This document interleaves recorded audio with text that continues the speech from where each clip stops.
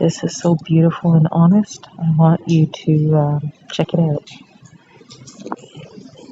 That's it, right? Yeah. But where did he come from?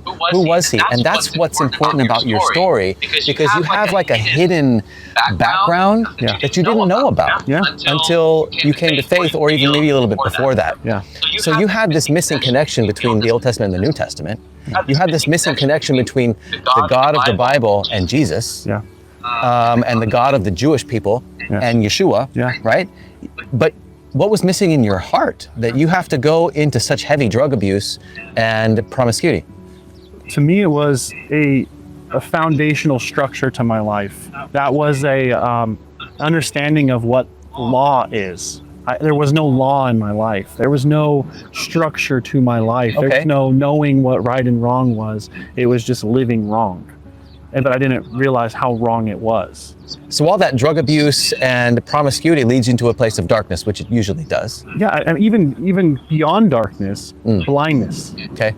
And not being able to see what's right in front of me, not understanding what my life means, being so confused, feeling so torn between two different worlds, but being torn between what I'm supposed to be and who I am. Okay. But not knowing how to get there from where I am. Okay. And so I needed to be set free from that. I needed to have a purpose as to why I wake up the next day and don't go back to yesterday. Did you try to get off of that on your own? Yeah, there were some things that were more difficult than others. But when God set me free and my desire, my heart was on fire for Him, it wasn't a hard thing to break in my life. Okay. I've heard so many people say, oh, God, relieve me from that. And I moved on. I never fully believed them because of how difficult it was while I was living in the world. Right. But once God set me free, it was a simple decision. That's right. It was a simple decision. That's in my right. life. Yeah. You know, I remember the time that I was laying on the floor in my room. I remember it so clearly. And I'm laying in my wife's arms and she's holding me. Right? And I'm just wailing and bawling. I'm like, I have no idea what I'm doing anymore. I want to die. I have no answers. I have nothing left. Yeah. And God was like, bingo, that's all I needed from you. Let's go.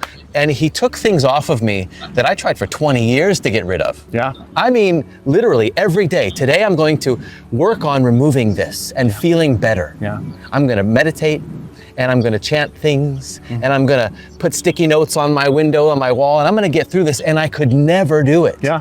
And then from one moment to the next, it was all gone. Now, that doesn't mean that it's all gone. Yeah. There's some residue. There's some pain from the things that I went to. Some PTSD. Sure. You could say. Yeah.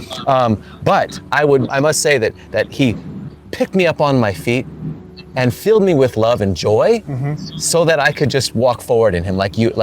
No, and that's what it is. A lot of people they say that, oh, well, you have to stop doing this.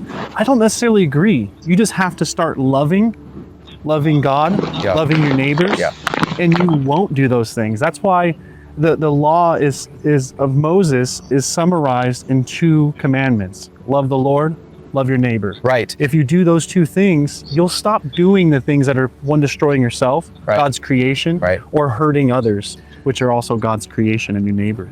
It's a great point, because we're here in Jerusalem and we have conversations with religious Jews on a regular basis. Yeah.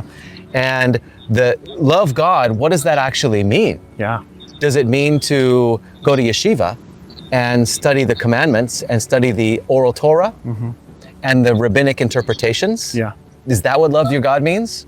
That's what a lot of Jewish people would think. And so there's this separation between what Jewish believers in Jesus would say loving God means and what a religious Jew would say loving God means. And that's where we are trying to bridge the gap and discuss these ideas with our Jewish brothers. And so you have this kind of separation. You find out what when you're younger? Well, when I did a DNA test, some of my family members did DNA tests as well, and we found out that on my mother's side there's some Ashkenazi, very little but enough, and I on my father's side there is some Sephardic. Okay. And so I found out that I have Jewish ancestors.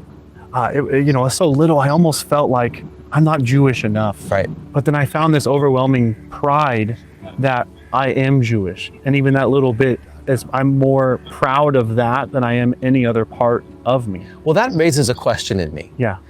You find out that you have Jewish ancestry. Why not look into Judaism then, study the Tanakh, come to Israel and go to yeshiva? As I studied Tanakh, which, as you said, why not study Tanakh? I think the only way to have that answer is to study the Tanakh. But if you really study it, as I did, and I started learning, what does this mean? What does the law say when it says to love God? Yeah. What does the law say when it says to love your neighbor? Is it an outward thing? Is it something I change the way I dress, or I act a certain way with my neighbor, but I find loopholes in things? Yeah. Or is it internalized? And it seemed to me, as I